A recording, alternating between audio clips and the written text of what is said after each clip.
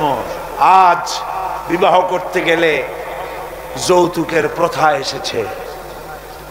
রাসূলুল্লাহ যৌতুক দিয়েছিলেন, ওটা যৌতুক না, ওটা উপহার, ওটা হাদিয়া। রাসূলুল্লাহ তোহফা দিয়েছিলেন হুজুরের জামাই। সুবহানাল্লাহ, কি জামাই!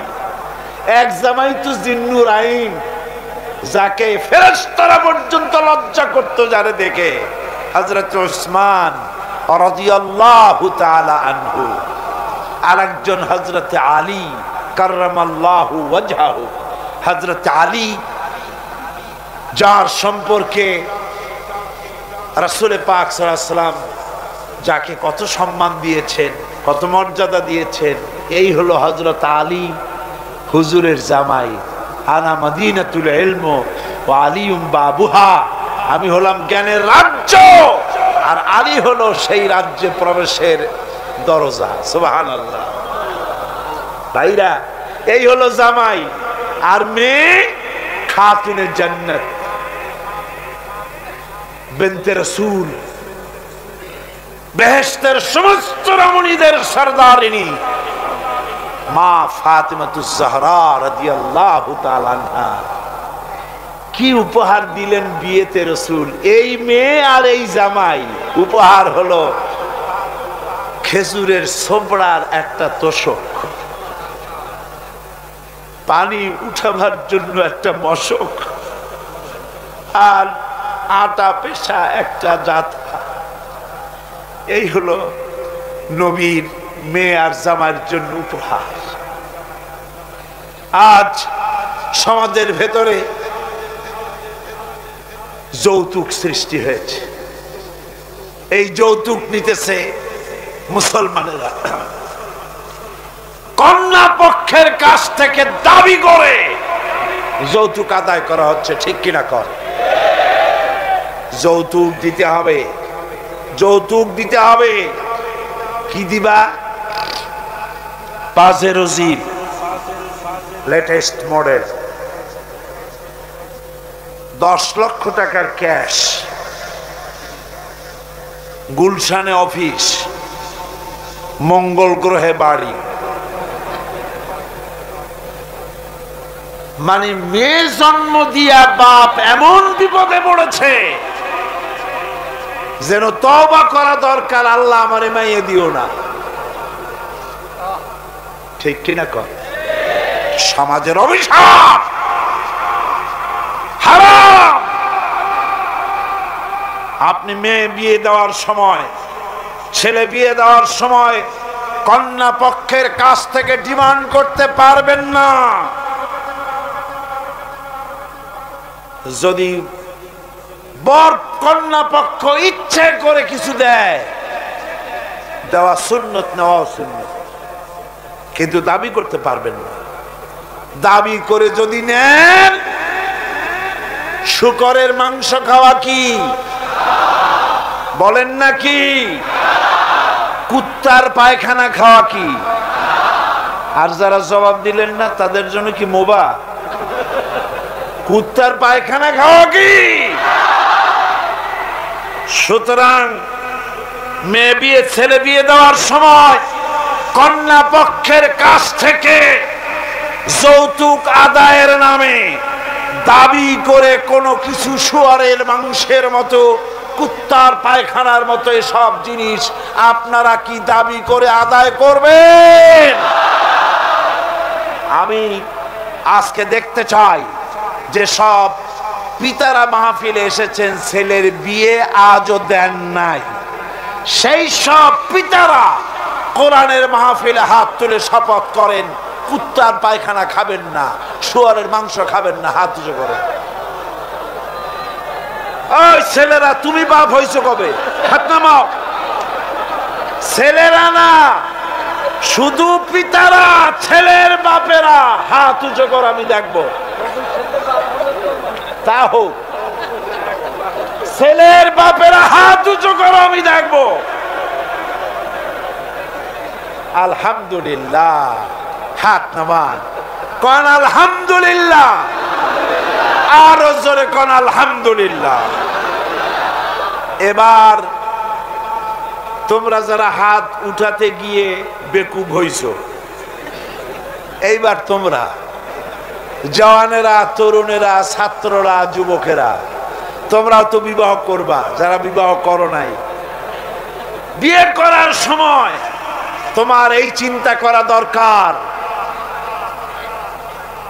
টেলিভিশন, গাড়ি, ক্যাশ, সবকিছুর চাইতে বেশি মূল্যবান তোমার স্ত্রী। ঠিক কিনা? ঠিক কিনা? সেই স্ত্রী হবে তোমার কাছে বেশি মূল্যবান। দাবি করে কিছু নিতে পারবা না। যদি শ্বশুর একটা ঘড়ি দেয়, চুমা খাইয়া হাতে লাগাই নিয়ে আসবে। যদি এক জোড়া জুতা দেয়, 14 গোষ্ঠীর কপাল মনে করে নিয়ে আসবা।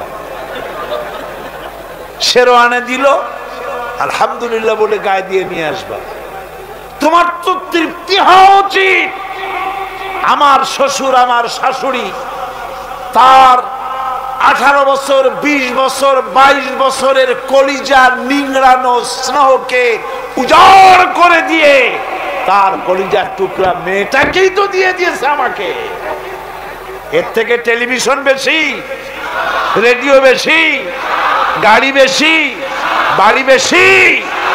বিবাহ করবা মহব্বত করে, নিজের টাকা দিয়া, বাপের টাকা দিয়া, সোনা দিয়া, দানা দিয়া, কসমেটিক্স দিয়ে, সুন্দর সুন্দর শাড়ি দিয়ে সাজাইয়া, রানীর মর্যাদা দিয়ে বাড়িতে এনে সম্মানের সাথে রাখবে। জীবনে খোটা দিবা না। বলি বড় দুঃখে, এই জন্য বলি আমার দেশে একটা যৌতুকের ঘড়ির জন্য, একটা যৌতুকের রেডিওর জন্য, 100 টাকার জন্য আমার দেশে স্বামীরা স্ত্রীকে গলা টিপে হত্যা করেছে।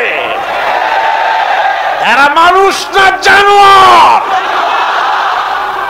সুতরাং যুবকেরা, বীর চট্টলার, বীর মুজাহিদ, তরুণ যুবক, তোমরা যারা বিয়ে করনি, ওয়াদা করো যৌতুক ছাড়াই বিবাহ করবে। কারা হাত উঁচু করে দেখাও।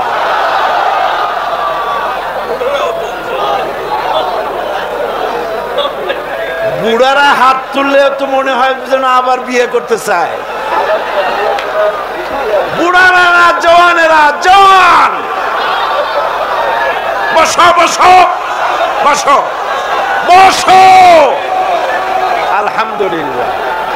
জোরে কোন আলহামদুলিল্লাহ। আরো জোরে কোন আলহামদুলিল্লাহ। আমি তো দাঁড়াইতে বলি নাই, আমি তো দাঁড়াতে বলি নাই। ভাইরা দাঁড়ালেন কেন? বলছি দোয়া কবুলের রাত, দোয়া করিয়া যান। বসেন, কেউ দাঁড়িয়ে থাকেন না, সবাই বসেন। আর জোরে সরে একটুখানি দরুদ শরীফ পড়েন। সালাতুনিয়া রাসূলুল্লাহ আলাইকুম, সালামুনিয়া হাবিবাল্লাহ আলাইকুম। মোহব্বত দিয়ে কোন সালাতুনিয়া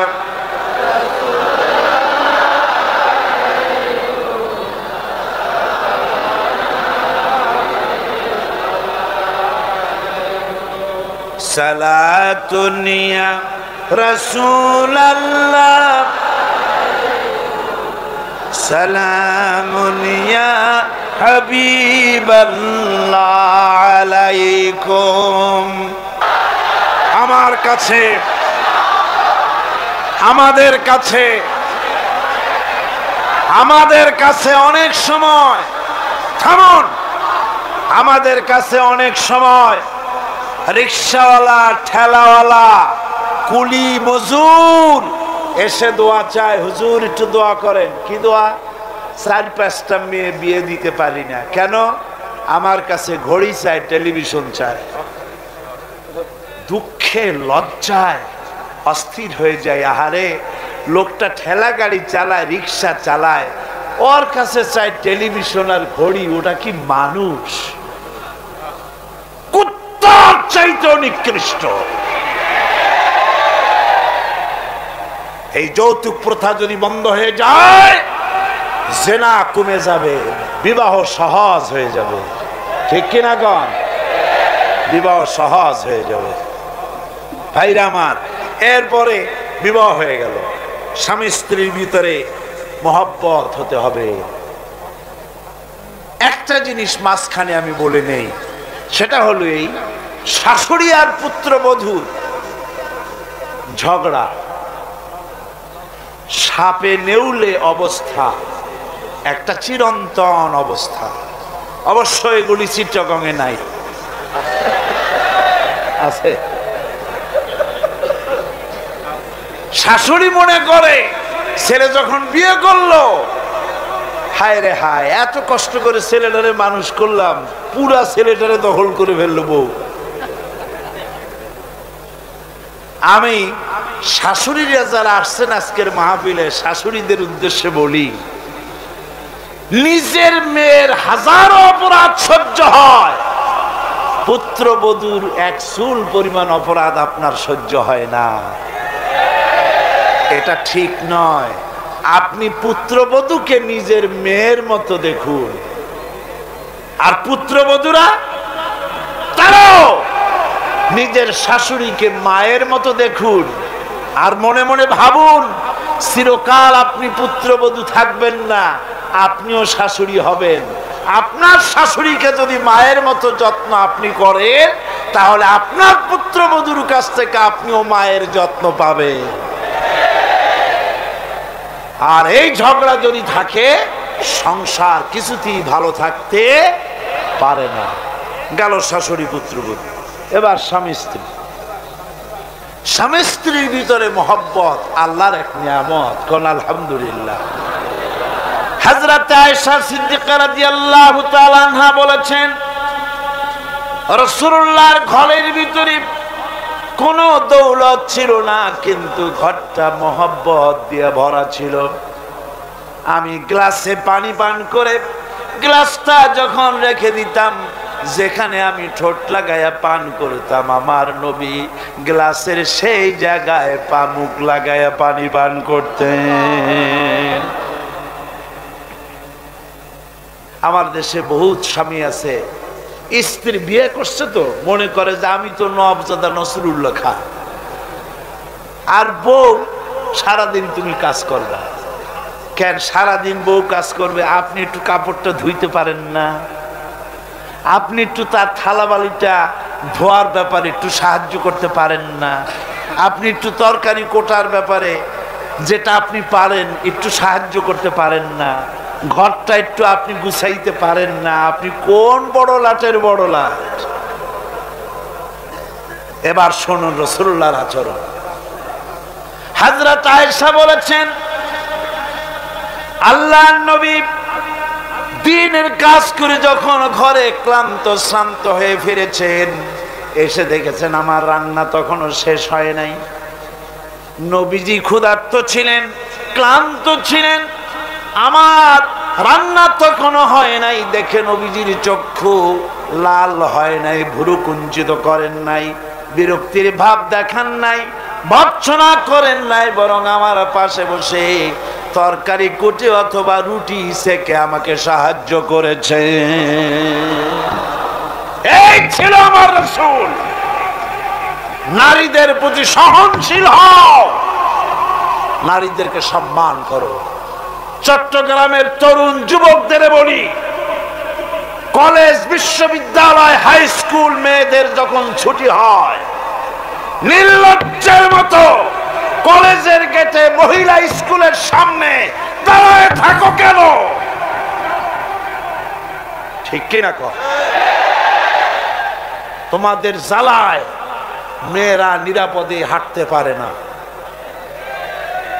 তুমি মেয়ের লোককে যখন দেখো, পরের একটা মেয়ে, তুমি ভাবতে পারো না এটা আমার মা, এটা আমার বোন? এইরকম চোখে দেখো। নারীকে সম্মান করো। মহিলা স্কুল, মহিলা কলেজের সামনে ভিড় করো না, তাদের সহজে যাতায়াত করতে দাও। এটাই ইসলাম বলে। বউকে সাহায্য করো, স্ত্রীকে সম্মান করো, মর্যাদা দাও, সমান অধিকার। তবে এক জায়গায় স্বামীর অধিকার একটু বেশি। সেটা কোথায়? তিরমিজি শরীফের হাদিসে এসেছে, একবার আল্লাহর নবী এক পাহাড়িয়া এলাকা থেকে যাচ্ছিলেন, জঙ্গলের এক উট এসে নবীজির পায়ের উপরে সেজদায় পড়ে গেল, পায়ের উপরে চুমো খেলো। সাহাবায়ে কেরাম বললেন, ইয়া রাসূলুল্লাহি, পাহাড়ের উট হুজুরের পায়ে সেজদা দিয়া ধন্য হয়ে গেল, হুজুর যদি অনুমতি দিতেন আমরাও হুজুরের কদমে সেজদা দিয়া ধন্য হয়ে যেতাম। নবীজি বলেন, মানুষ মানুষকে সেজদা করা হারাম। আমি যদি মানুষকে সেজদা করার জন্য যদি পারমিশন দিতাম, তাহলে দুনিয়ার সমস্ত স্ত্রীদেরকে বলতাম তারা যেন তার স্বামীর সেজদা দেয়। স্বামীর মর্যাদা এখানে বেশি। রাসূলুল্লাহ আরো বলেছেন, কোন স্ত্রীর মৌত হয় যদি এমন অবস্থায় যে তার স্বামী তার প্রতি খুশি ছিলেন, আল্লাহ রাসূল বলেছেন মেয়ে লোকটি সোজা আল্লাহর জান্নাতে চলে যাবে। স্বামীর মর্যাদা এখানে বেশি। স্বামীকে লক্ষ্য রাখতে হবে, উভয়ের অধিকারের প্রতি যত্নশীল হতে হবে। এরপরে যখন সে মা হয়ে গেল, আমার বন্ধুগণ, নারী যখন মা হয়ে গেল, মর্যাদা তখন তার এত বেড়ে গেল। রাসূলের কাছে প্রশ্ন হলো, হুজুর খেদমত করব কার? হুজুর বলেন, তোমার মায়ের, তারপরে কার? তোমার মায়ের, তারপরে কার? তোমার মায়ের, তারপরে কার? তোমার পিতার। পিতার চাইতে মায়ের মর্যাদা কয় গুণ হলো? 3 গুণ হয়ে গেল। রাসূলুল্লাহ 3 গুণ বাড়ায় দিলেন। সুতরাং আমি বলি আপনাদেরকে, মা আপনার বড় পীর, বাপ আপনার বড় পীর, কোনোদিন ভুলে যাবেন না। কথাটা বারবার বলি আমি, যত জায়গায় মাহফিলে যাই, আমি ওলামারা সবাই বলেন, আমিও বলি, সব জায়গায় মানুষকে স্মরণ করায় দেই, আপনার কাছে আপনার মা বাপের চাইতে বড় পীর আর নাই। কারণ পীর সাহেবের দোয়া যতই আপনি ওলিয়ে কামেল বলেন, যতই হুজুর কেবলা বলেন, তার দোয়া কবুল আপনার জন্য হতেও পারে, নাও হতে পারে, 50-50। কথা ঠিক কিনা কন? কিন্তু রাসূলুল্লাহ গ্যারান্টি দিয়েছেন 3 জনের দোয়া অবশ্যই কবুল হয়ে যাবে। তার ভিতরে একজন হলো মাজলুম, যদি দোয়া করে কবুল হবে। একজন হলো মুসাফির, দোয়া কবুল হবে। আর একজন হলো মা বাপ, যদি দোয়া করে আল্লাহর দরবারে, আল্লাহ রব্বুল আলামিন অবশ্যই দোয়া মঞ্জুর করে নেবেন। মা বাপের কাছে দোয়া চাও। ভাইরা, মনে কিছু করবেন না। আপনি আপনার হুজুর কেবলারে দাওয়াত করিয়া বিরিয়ানি খাওয়াবেন, খুশি করতে পারবেন না, যেহেতু এর আগে উনি আর এক জায়গা দিয়া 4-5 পদের বিরিয়ানি খাইয়ে আসছে। আপনি হুজুরে 5,000 টাকা দিয়ে খুশি করতে পারবেন না, যেহেতু হুজুর আর এক বড় লোকের কাছ থেকে 50,000 টাকা হাদিয়া পাইছে। আপনি একটা শাল দিয়া হুজুরকে খুশি করতে পারবেন না, যেহেতু অনেক দামি শাল হুজুরকে আর একজনে হাদিয়া দিয়েছে। ঠিক কিনা? কিন্তু আপনি যদি আপনার মা কি এই বেদানার দিনে বাজারে বাজারে পথে ঘাটে বেদানা পাওয়া যায়, আঙ্গুর পাওয়া যায়, ভালো ভালো ফল পাওয়া যায়, এগুলো কিনে নিয়ে মায়ের কাছে বসে বেদানা খুঁড়ে, মা কথা বলতে পারে না, বুড়ি হয়ে গেছে, মায়ের কাছে বসে মায়ের মুখে যদি তুলে দেন, আল্লাহর আরশ খুশি হয়ে যাবে, দোয়া মঞ্জুর হয়ে যাবে। হযরত বাইজিদ বুস্তামি ওই ঘটনা কে না জানে, রাতের আধারে পানির জন্য চাইলেন, ছেলে পানি পাইল না, ছোট্ট মানুষ, পানি আনতে কোথায় চলে গেল, এসে দেখে মা ঘুমানো, পানি নিয়ে দাঁড়ানো।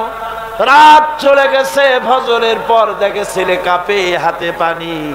বাবা তুমি কাঁপো কেন? গ্লাস নিয়ে বলল, মা গভীর রাত্রে পানি চেয়েছিলেন, দিতে পারি নাই, বহু দূর থেকে পানি এনে দেখি ঘুমায় গেছো। তা তুমি ঘুমাও নাই কেন? ঘুমাইলাম না মা, আবার যদি পানি চান সময় মতো যদি দিতে না পারি আপনার কষ্ট হবে, সেই জন্য পানি নিয়ে আমি দাঁড়ায় আছি। বাইজিদের মা বাইজিদের হাতের থেকে পানি নিয়ে পান করে, কম্বলটা গায়ে দিয়া বাচ্চারে শোয়ায় দিয়া উযু করে ফজরের নামাজ পড়ে সেজদায় গিয়া মায়ের চোখের থেকে পানি পড়ছে। মা বলে, রব্বুল আলামিন, আমি বাইজিদের মা, আমি যতই গুনাহগার হই না কেন, মায়ের দোয়া বাচ্চার জন্য কবুল হয় বলে তোমার হাবিব বলেছেন। আমার ছোট্ট বাইজি আমার জন্য যা করেছি, আমার কলিজা ঠান্ডা হয়ে গেছে। রব্বুল আলামিন, তুমি আমার বাইজিকে সুলতানুল আরিফিন বানাইয়া দাও। দোয়া মঞ্জুর। সুবহানাল্লাহ। ভাইরা, খবরদার ভুল করবেন না। আপনার সবচাইতে বড় পীর আপনার মা বাপ। সবচাইতে বড় পীর কে? আমি এবার বোনেদের ব্যাপারে, আমার বোনেদের ব্যাপারে শেষ কথা বলবো। ইসলাম আপনাকে অধিকার দিয়েছে লেখাপড়া করার, প্রশাসনিক দায়িত্বশীল হওয়ার অধিকার আছে, আর্মিতে যাওয়ার অধিকার আছে, সব অধিকার আছে পুরুষের। যত অধিকার ইসলামী রাষ্ট্রে আপনার তত অধিকার, কোনোটা খাটো নাই। তবে ক্ষেত্র ভিন্ন, পর্দার সাথে থাকতে হবে। রাসূলুল্লাহ, আল্লাহ পাক বলেছেন, এমন একটা চাদর পরো যেই চাদরটা পরলে মাথাটা, গলাটা, বুকটা ঢেকে যায়। কোনোদিন ভুলে যাবেন না, কথাটা বারবার বলি আমি যত জায়গায় মাহফিলে যাই। আমি, ওলামারা সবাই বলেন, আমিও বলি, সব জায়গায় মানুষকে স্মরণ করায় দেই, আপনার কাছে আপনার মা বাপের চাইতে বড় পীর আর নাই। কারণ পীর সাহেবের দোয়া যতই আপনি ওলিয়ে কামেল বলেন, যতই হুজুর কেবলা বলেন, তার দোয়া কবুল আপনার জন্য হতেও পারে, নাও হতে পারে। 50-50 কথা ঠিক কিনা কন? কিন্তু রাসূলুল্লাহ গ্যারান্টি দিয়েছেন, 3 জনের দোয়া অবশ্যই কবুল হয়ে যাবে। তার ভিতরে একজন হলো মাজলুম, যদি দোয়া করে কবুল হবে। একজন হলো মুসাফির, দোয়া কবুল হবে। আর একজন হলো মা বাপ, যদি দোয়া করে আল্লাহর দরবারে, আল্লাহ রব্বুল আলামিন অবশ্যই দোয়া মঞ্জুর করে নেবেন। মা বাপের কাছে দোয়া চাও। ভাইরা, মনে কিছু করবেন না। আপনি আপনার হুজুর কেবলারে দাওয়াত করিয়া বিরিয়ানি খাওয়াবেন, খুশি করতে পারবেন না, যেহেতু এর আগে উনি আর এক জায়গা দিয়া 4-5 পদের বিরিয়ানি খাইয়ে আসছে।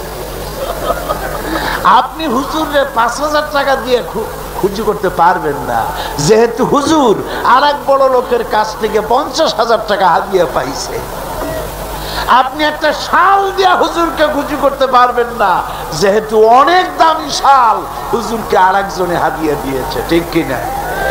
কিন্তু আপনি যদি আপনার মাকে, এই বেদানার দিনে বাজারে বাজারে পথে ঘাটে বেদানা পাওয়া যায়, আঙ্গুর পাওয়া যায়, ভালো ভালো ফল পাওয়া যায়, এগুলো কিনে নিয়ে মায়ের কাছে বসে বেদানা খুলে, মা কথা বলতে পারে না, বুড়ি হয়ে গেছে, মায়ের কাছে বসে মায়ের মুখে যদি তুলে দেন, আল্লাহর আরশ খুশি হয়ে যাবে,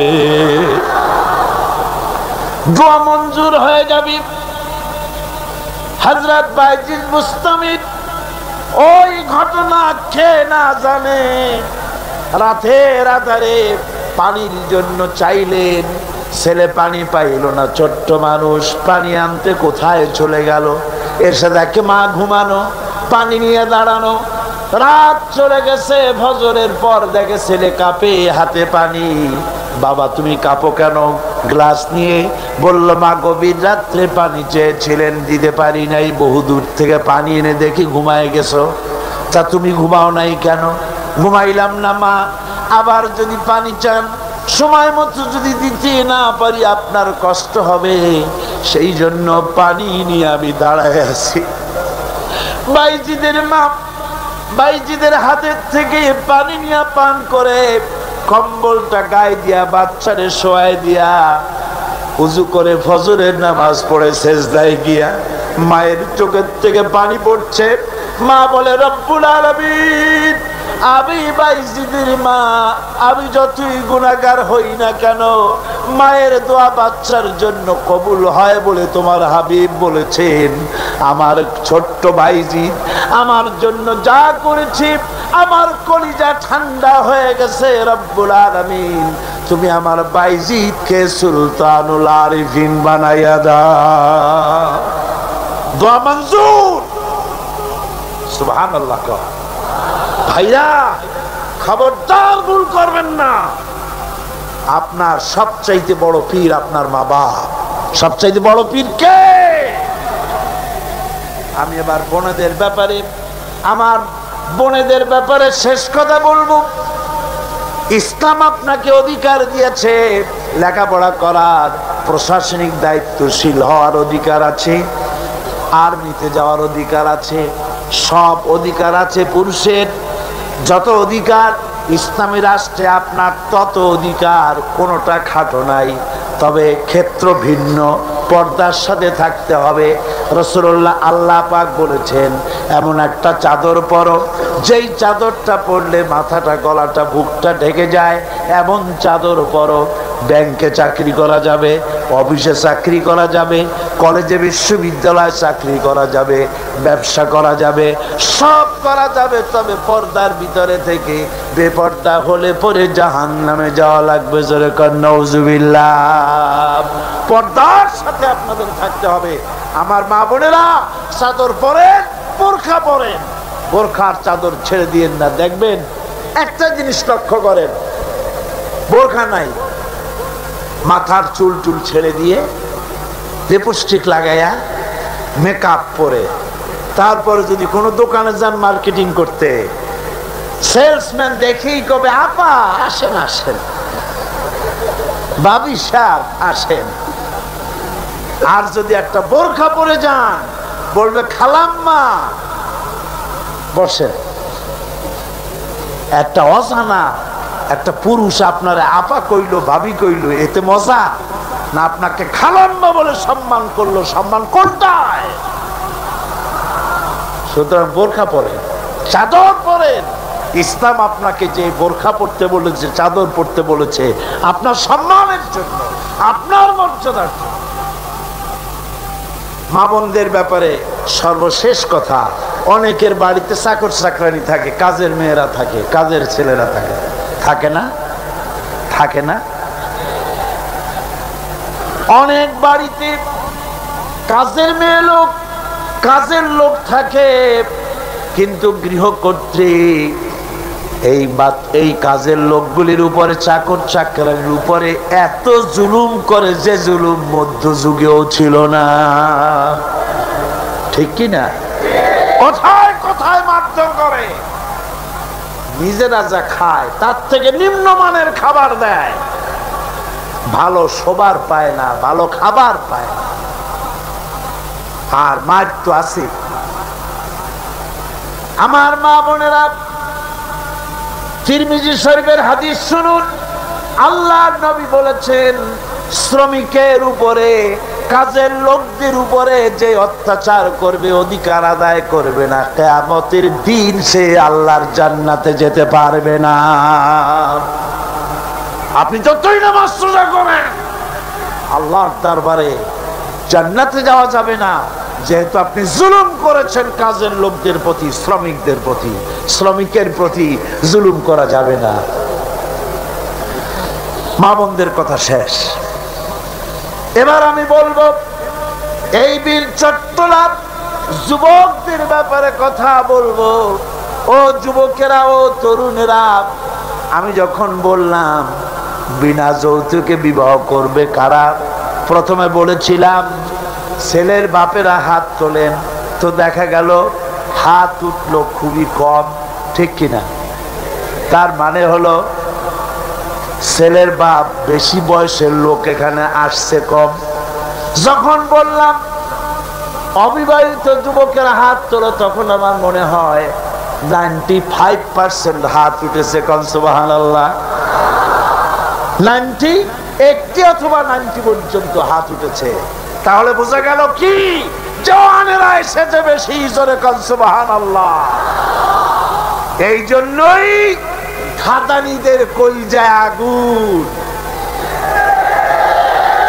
নির্মূলীদের কলিজায় আগুন। যুবকেরা মাহফিলে যায় কেন? ওরা আবার ঘৃণা দিবস পালন করে। সবাই আসতেছে, গোটা জাতি তোমাদের বিরুদ্ধে বমি আর পায়খানা দিবস পালন করবে।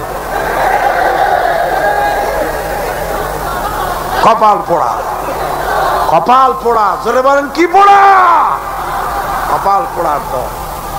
আজ এই বীর চট্টলার যুবকদেরকে, তরুণদেরকে বলতে চাই, ইসলামে তোমার মর্যাদা সব চাইতে বেশি। সুবহানাল্লাহ, জোরে কোন সুবহানাল্লাহ, জোরে কোন আলহামদুলিল্লাহ। ও তরুণেরা, ও যুবকেরা, তোমাদের ব্যাপারে আল্লাহর নবী পরিষ্কার করে বলেছেন, হাসরের কিয়ামতের দিন আরশের ছায়া ছাড়া যেদিন কোনো ছায়া থাকবে না, ওই দিন আরশে আজিমের নিচে 7 শ্রেণীর লোকেরা ছায়া পাবে। তার মধ্যে এক শ্রেণী হচ্ছে ওয়াশাবুন নাশা ফি ইবাদাতিল্লাহ, ওই সব যুবক যারা রাত কাটাইছে আল্লাহর ইবাদতে, চোখের পানি ফেলেছে, নামাজ পড়েছে, তিলাওয়াত করেছে। কাল সুবহানাল্লাহ। বুড়া মানুষ একটাও ভেস্তে যাবে না কিয়ামতে। বুড়া মানুষ একটাও ভেস্তে যাবে না, কালো মানুষ একটাও ভেস্তে যাবে না। বুড়া মানুষরা আবার অসন্তুষ্ট হবেন না। আপনি যখন ভেস্তে যাবেন, আল্লাহ আপনারে জওয়ান বানায় দিবেন। কারণ বেহেশতে এত নিয়ামত যা বুড়ারা খাইয়ে হজম করতে পারবে না, বেহেশত নষ্ট করে ফেলাবে।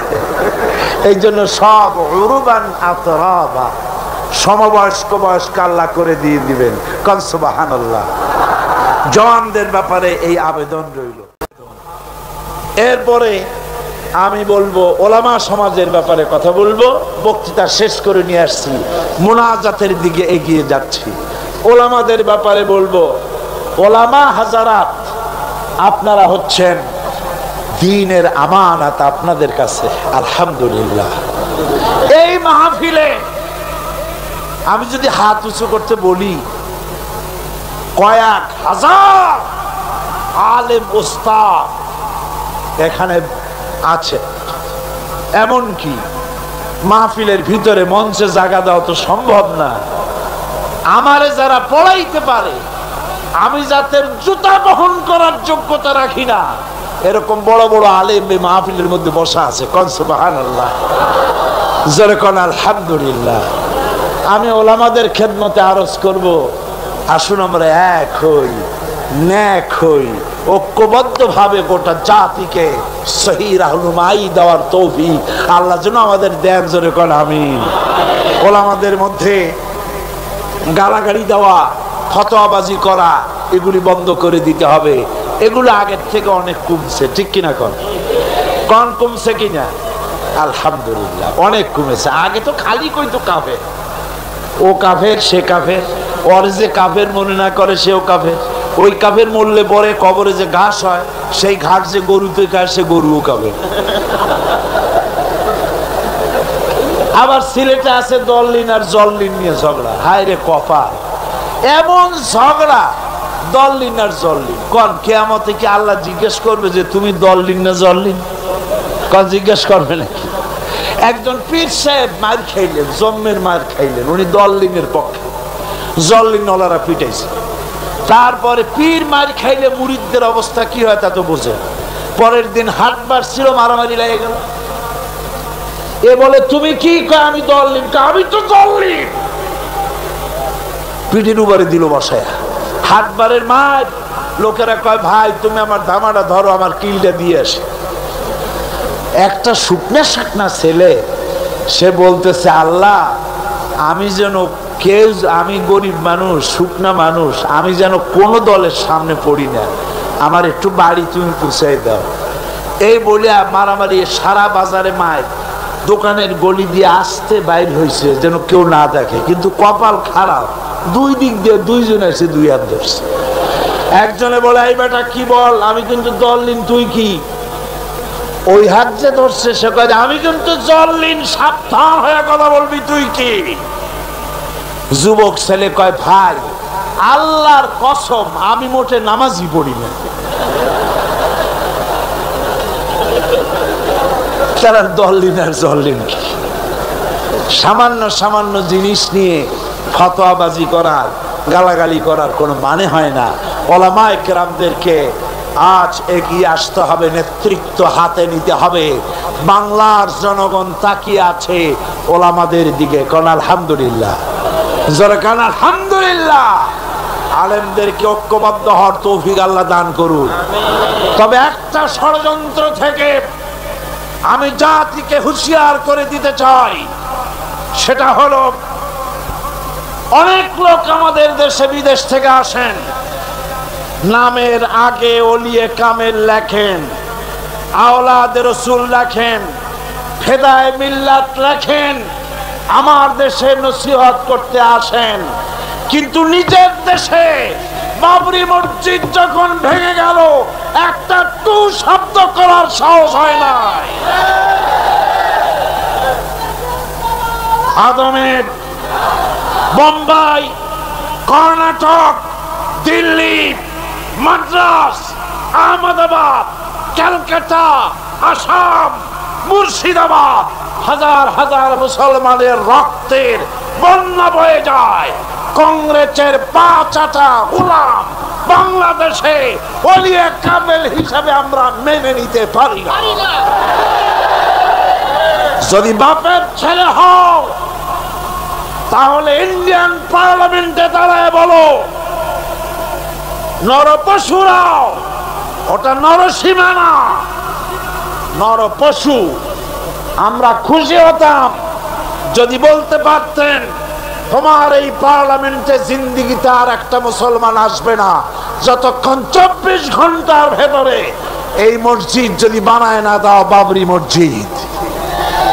বাপের বেটা হও, নিজের দেশে কথা বলো। আমার দেশে অলির অভাব নাই, আলেমের অভাব নাই। কাজে মানুষকে ফাঁকি দেওয়া, প্রতারণা করা বরদাস্ত করা হবে না, বরং টাকা দিয়ে আমার দেশের রাজনীতির ভিতরে তারা নাক গলাতে আসে। ঠিক কিনা কন? জোরে বলেন ঠিক কিনা? ইন্ডিয়ার এই ষড়যন্ত্র থেকে গোটা জাতিকে এবং ওলামায়ে কেরামকে আমি সচেতন করে দিতে চাই। বন্ধুগণ, আল্লাহ রাব্বুল আলামিন আমাদেরকে তৌফিক দিন ষড়যন্ত্রের হাত থেকে বেঁচে এই বাংলাদেশকে আল্লাহর কোরআনের রাষ্ট্রে যেন পরিণত করে দিতে পারি, এ তৌফিক যেন আল্লাহ দেন। জোরে কোন আমিন। এখন মোনাজাত হবে, মোনাজাতের জন্য দাঁড়ানো ভাইরা সবাই বসে পড়ে। যত মুসলমান আছেন সব বসে পড়ে, কেউ আর দাঁড়িয়ে থাকবেন না। মোনাজাত কেউ আর দাঁড়িয়ে থাকবেন না।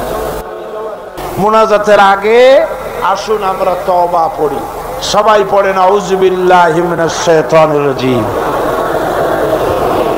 সব ভাই নামাজের কায়দায় বসেন, নামাজের কায়দায় বসুন, আর কিবলামুখী তো হয়েই আছে।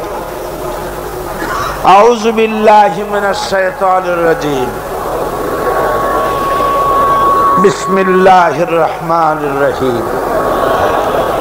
আস্তাগফিরুল্লাহ আস্তাগফিরুল্লাহ আস্তাগফিরুল্লাহ রব্বি মিন কুল্লি যামবি ওয়া আতুবু ইলাইহি লা হাওলা ওয়ালা কুওয়াতা ইল্লা বিল্লাহিল আলিয়্যিল আযীম।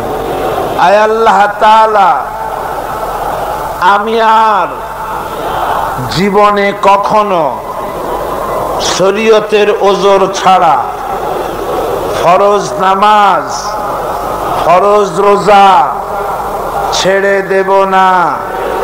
সবাই বলেন ইয়া আল্লাহ। এই মুহূর্ত থেকে মদ, জুয়া, মিথ্যা, সুদ, ঘুষ, জেনা, অশ্লীলতা, পাপাচার, মিথ্যা, অহংকার, সব রকমের কাবায়ের থেকে তোমার কাছে তওবা করতেছি। তওবা ইয়া রব্বি, তওবা ইয়া রব্বি, তওবা ইয়া আল্লাহ, তওবা ইয়া আল্লাহ, তওবা ইয়া আল্লাহ। লা ইলাহা ইল্লাল্লাহু মুহাম্মাদুর রাসূলুল্লাহ। আশহাদু আল্লা ইলাহা ইল্লাল্লাহু ওয়াহদাহু লা শারীকা লাহু ওয়া আশহাদু আন্না মুহাম্মাদান আবদুহু ওয়া রাসূলুহু। আল্লাহুম্মা আমিন। রব্বানা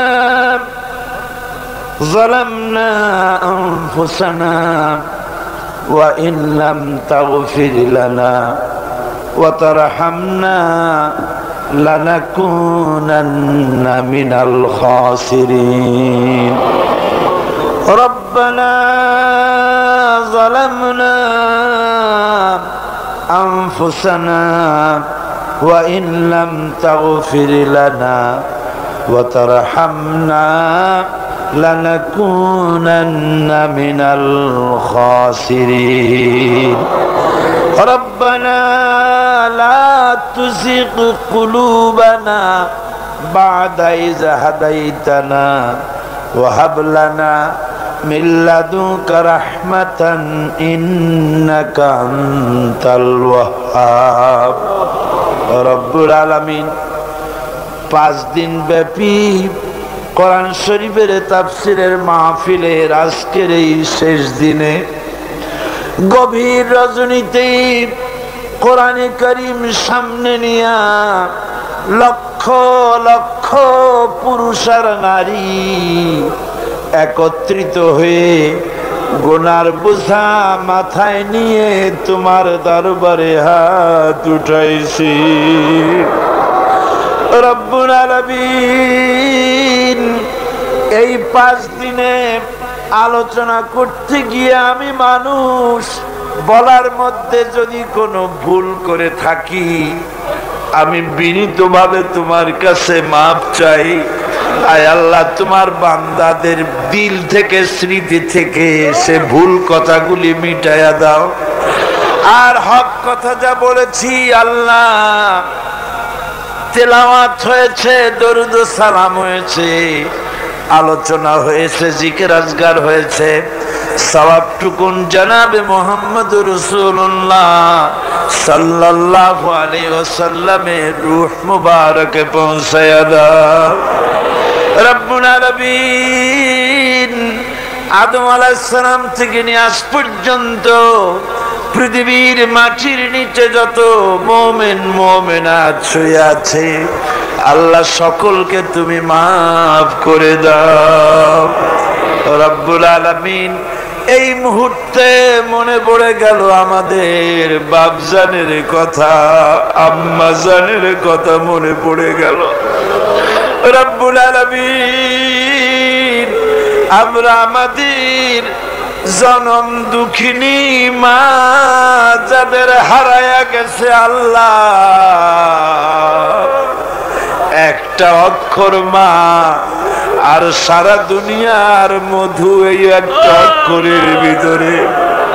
ওই মা যার বিদায় হয়ে গেছে আল্লাহ, কবরটার বেহেশতের বাগান বানাইয়া দাও। মায়ের বুকে চড়ে মায়ের দুধগুলো চুচে চুচে খেয়ে মাকে কষ্ট দিয়েছি। পৌষ মাসে মাঘ মাসে প্রস্রাব করে দিয়েছি।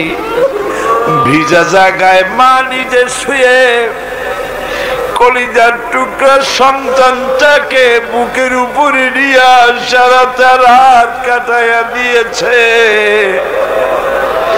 নিজে না খায়া ছেলের মুখে খাবার দিয়েছে। কান্না শুনলে পরে হাজারো কাজ ফালাইয়া রাখা বাচ্চাকে কোলে নিয়ে শত চুমা দিয়া কান্না মুখে হাসি ফুটাইল যে মা, আল্লাহ ওই মা যার বিদায় হয়ে গেছে, আল্লাহ কবরটারে বেহেশত বানাইয়া দাও।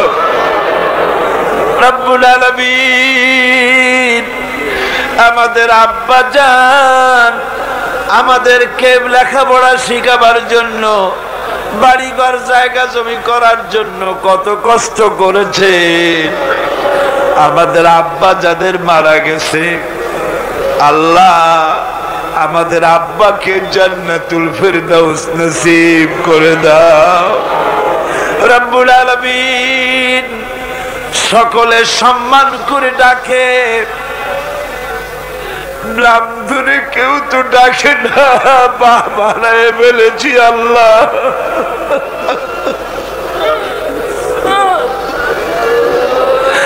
নাম ধরে ডাকে তো বাপে আর মায়। আল্লাহ আমাদের বাপজান আমাদের মা যাদের মারা গেছে কবর গুলি বেহেশত বানাইয়া দাও। রব্বির হামহুমা কামা রব্বায়ানি সগীরা। সবাই পড়েন রব্বির হামহুমা কামা রব্বায়ানি সগীরা। আয় আল্লাহ আমাদের আব্বা আম্মা যাদের বেঁচে আছে, আল্লাহ আমরা অনেক কারণে অনেক সময় খেদমত যেমনটি করা দরকার পারি না। রব্বুল আলামিন মা বাপ যাদের বেঁচে আছে সুস্থ রাখো, ভালো রাখো, খাতেমা বিল খাইর করো। অনেকে মায়ের জন্য দোয়া চেয়েছেন, কারো মায়ের পা ভেঙে গেছে, কারো মা অসুস্থ হয়ে আছে। আল্লাহ সকলের মা যাদের বেঁচে আছে সুস্থ করো, ভালো করো।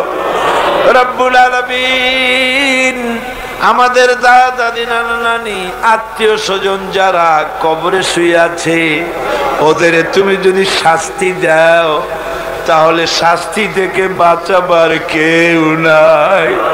আর যদি তুমি মাফ করে দাও আল্লাহ, তাহলে ঠেকাবার মতো কেউ নাই। আল্লাহ তুমি দয়া করে আমাদের মুরব্বিয়ান পীর মুর্শিদ যারা মারা গেছে সকলকে মাফ করে দাও।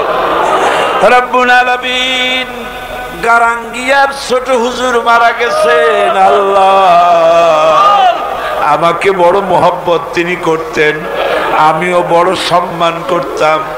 আল্লাহ গারাঙ্গিয়ার হুজুরের রুহের পরে সওয়াব পৌঁছায় দাও। রব্বুল আলামিন বাঁশখালীর হুজুরের রুহের পরে সওয়াব পৌঁছায় দাও। তাদেরকে জান্নাতুল ফেরদাউসের মেহমান বানাইয়া দাও। রব্বুল আলামিন আজকে তোমার আওলাদে রাসূলকে দেখে আসলাম। সৈয়দ আব্দুল্লাহ আল মাদানী চেহারা দেখলে মনে হয় না যে আর দুই একদিনও বাঁচবে। আল্লাহ আওলাদে রাসূল আমরা তার জন্য দোয়া করি, আল্লাহ তুমি হায়াতে তৈয়বা দাও।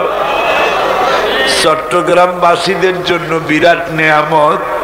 আয় আল্লাহ আওলাদে রাসূল আব্দুল আহাদ আল মাদানী আল্লাহ বারবার আমাকে বলতেছিলেন দোয়া করেন যেন ঈমানের সাথে মরতে পারি। আল্লাহ তোমার এই আওলাদে রাসূল যখন নিবা কলেমার উপরে নিয়ে নিও। আল্লাহ যতদিন বেঁচে থাকেন তিনি তুমি দয়া করে তারে সুস্থ রেখে দিও। রব্বুল আলামিন এবার আমরা দুনিয়ার মুসলমানদের জন্য কথা বলি মাবুদ, ওরা আমাদের ভাই। আল্লাহ চেচনিয়ার মুসলমানেরা রাশিয়া কর্তৃক ঘেরাও হয়ে গেছে, ওদের অস্ত্র নাই, ওদের পালাবার জায়গা নাই। আল্লাহ চেচনিয়ার মুসলমান গুলির হেফাজত করো।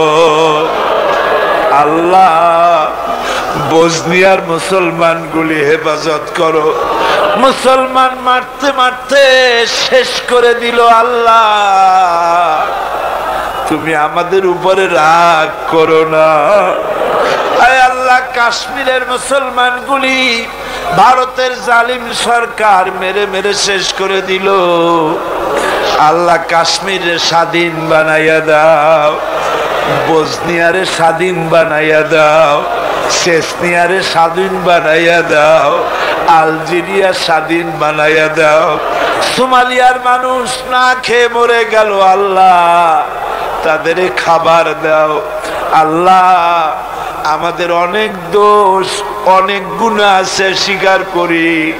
আমরা নাফরমান তাও স্বীকার করি, আমরা গুনাহগার তাও স্বীকার করি। কিন্তু আল্লাহ, আমাদের তো একটা ভালো পরিচয় আছে বাবু, সে ভালো পরিচয়টার দিকে একটু তাকাও। আমাদের ভালো পরিচয় হলো আমরা তোমার হাবিব মুহাম্মদ সাল্লাল্লাহু আলাইহি সাল্লামের উম্মত। আল্লাহ রব্বুল আলামিন, এবার আমরা নিজেদের কথা বলি। গুনাহ করে করে পিছনের জীবনটাকে নষ্ট করে ফেলেছি।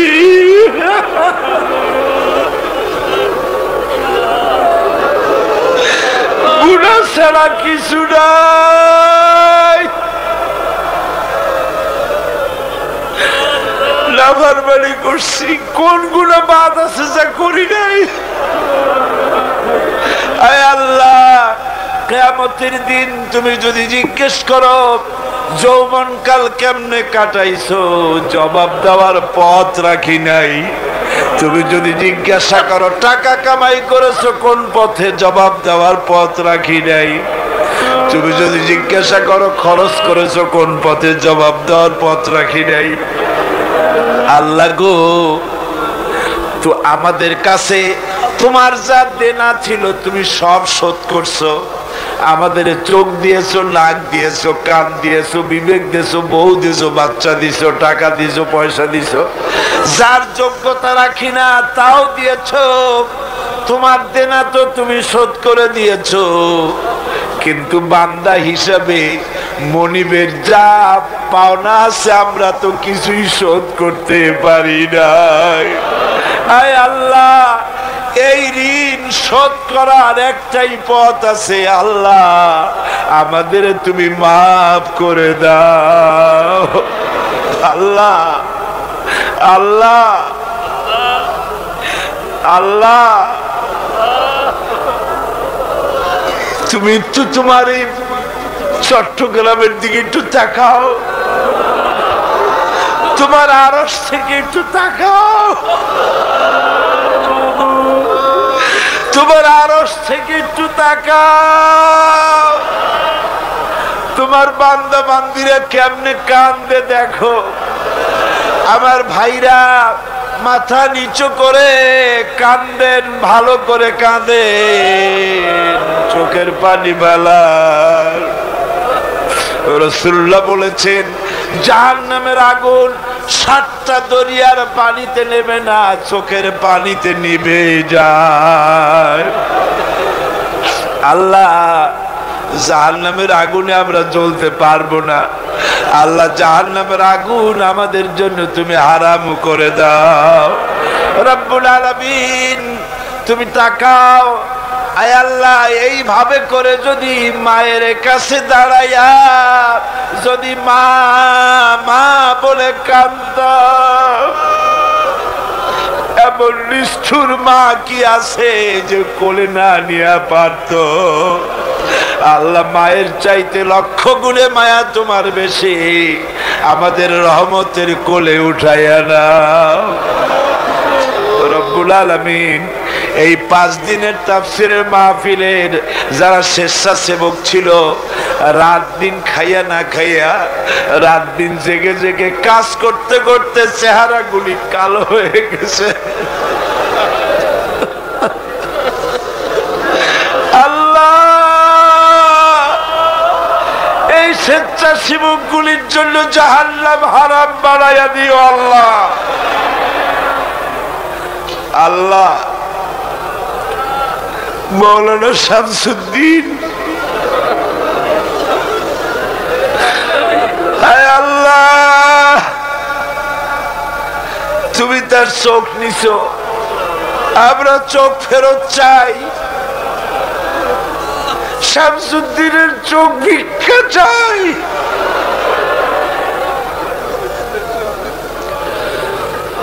আয় আল্লাহ,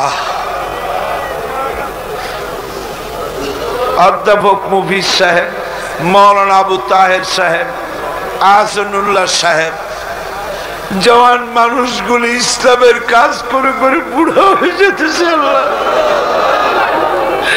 শাহজাহান চৌধুরী, এই ধরনের যত আছে, মুবিরুল হক চৌধুরী, আল্লাহ তোমার এই দিনের খাদেম গুলির চেহারার দিকে তাকায় দেখো আল্লাহ। সকলের নাম তো আমার মনে আসে না আল্লাহ, তোমার দিনের খাদেমদের তুমি কবুল করো আল্লাহ।